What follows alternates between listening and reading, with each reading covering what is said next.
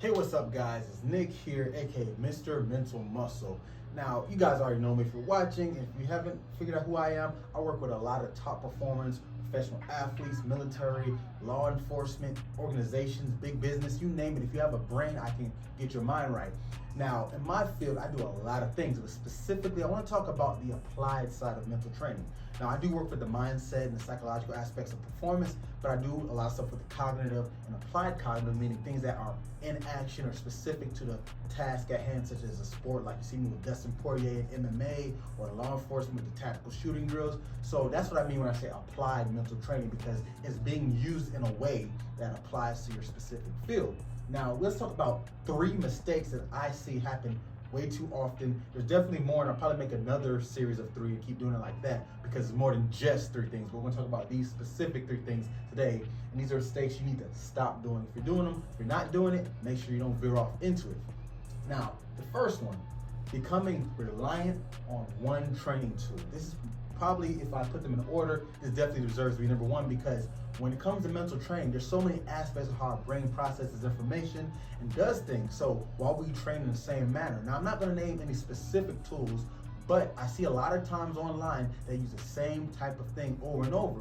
Now, this is not knocking said tool, but you got to think about it. Diversity. We talked about the practice effect in the other videos, how we adapt to things and just get better for the sake of doing them, right? So we don't want to do that with the same tool, because that's just going to change that aspect. Now, granted, some tools have variables that can train different cognitive aspects, such as working memory, hand-eye coordination, decision-making, but there is no one-size-fits-all. So me personally, if you look on my page, I have an arsenal of things I use, and I usually tag the company so you can do what I do. Now, obviously, there's some that might be higher price for you, but I do my best to try to show you either to get creative or just find things that are a little bit cheaper or in your price range that you can have variety, because you want your client to get a multifaceted approach. That's something I've coined, having a multifaceted approach, meaning approaching it from different directions so you get the best possible outcome. So don't get married to just one thing. Now, if you can't afford it, like I said, try to learn more about the different cognitive aspects. So if it's a working memory drill, you need something that needs to hold a lot of information. There's not an app or a task you can buy. You can literally take playing cards or even do things with your hands, count numbers, so they can remember in real time while doing said tasks. That's the name of the game, making them adaptable. Just like a physical trainer, with the mental training, you have to make them adapt to different stimuli. Now that kind of segues in number 2, is making movement the foundation. Now, granted, if you're a speed agility trainer, or you're a fitness coach, or you're a strength and conditioning coach, it makes sense to have movement-based training, because that's what the body's there for, to move.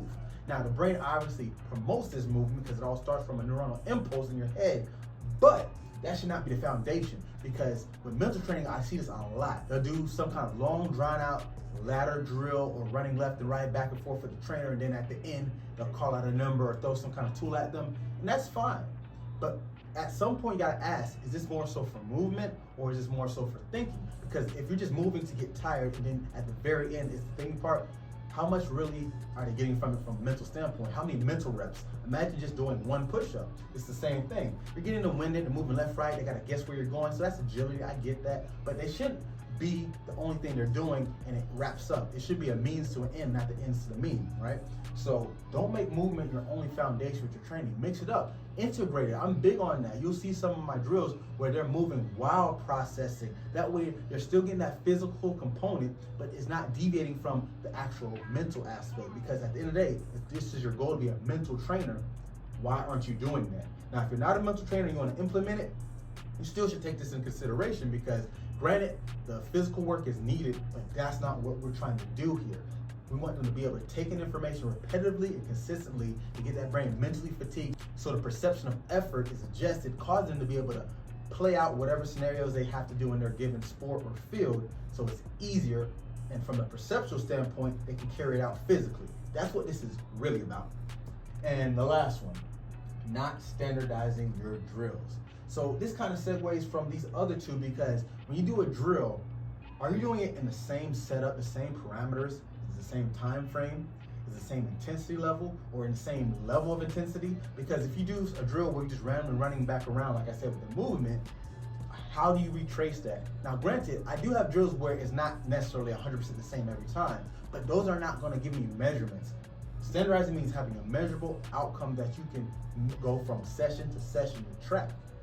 Now, you don't have to have the fancy technology, like I said before, being married to one tool. Yes, that helps if you have a tool that can tell me how much seconds, milliseconds, reaction, accuracy, percentage of variation. That's great. But if you don't have that, you can still make it your duty. If I'm gonna throw them some kind of hand-eye coordination tool, I'm gonna call out how many times they're gonna be thrown, so I know out of 10 times they caught it this out of 10. Now, that's not the best measure, but at least you know it's something I can track. Because if you don't know, oh, they did 3 times this turn, then 5 times the next turn, how do you really know they're getting better? So you need to make sure you're standardizing your drill. So all in all, these 3 mistakes are things that we do, maybe not on purpose, but take them into consideration next time you program. And that's the thing, going back to standardizing, make sure you program, not just throwing something at your clients. They need to have something consistently structured, just like any kind of training, goal-oriented, outcome-based, and get your mind right.